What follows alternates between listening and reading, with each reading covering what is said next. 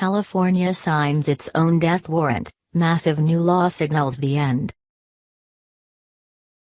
California has wasted no time ramping up its radical political agenda since Trump was elected, and it's obvious that they are doing so solely to spite the new administration. People with seemingly no grasp of economic and social logic have been infecting the state with poor policy choices for decades. Governor Jerry Brown is the latest in a long line of California politicians who have greatly increased the state's divide with the rest of the nation. The state repeatedly flouts America's rules and wishes, all the while taking taxpayer dollars to facilitate its infrastructure.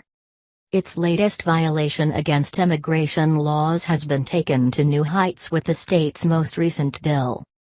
Senate President Pro Tem Kevin DeLeon, who introduced the bill, called its passage a rejection of President Trump's false and cynical portrayal of undocumented residents as a lawless community. The bill bars state and local law enforcement agencies from using their resources to help in federal immigration enforcement. Inquiring about immigration status, providing federal immigration authorities access to interview a person in custody or assisting in immigration enforcement would be prohibited under the bill. Senate Bill 54, the Sanctuary State Bill, was passed by a 27-12 vote along party lines on Monday evening, with Democrats supporting the measure and Republicans opposing it.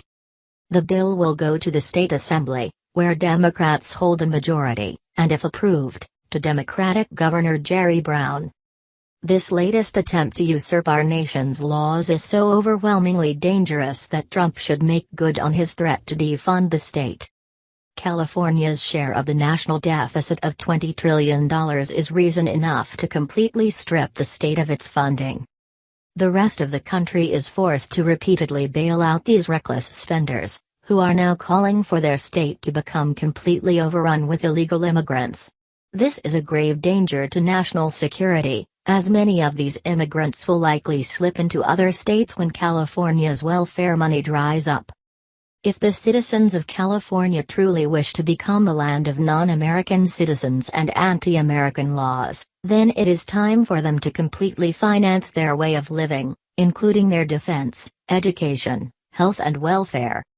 Additionally, California should no longer be allowed to take part in any future national elections, since they refuse to acknowledge and abide by federal laws. Trump should and must take strong measures with Governor Brown, before this goes any further.